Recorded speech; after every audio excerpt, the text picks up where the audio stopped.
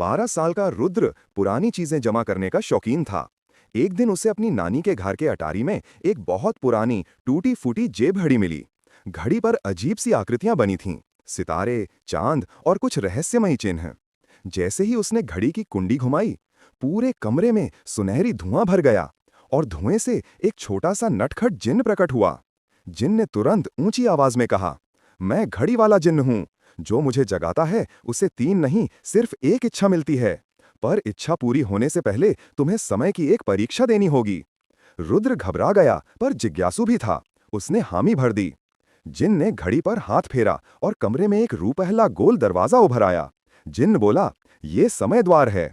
इसे पार करने पर तुम अपने जीवन की किसी भी एक गलती को बदल सकते हो, बस एक बार। रुद्र के दिमाग में अपनी एक गलती घूमने लगी। पिछले साल उसने गुस्से में अपने सबसे अच्छे दोस्त विवान से झगड़ा किया था और तब से दोनों बात नहीं करते थे। वह अपने दोस्त को लौटाना चाहता था।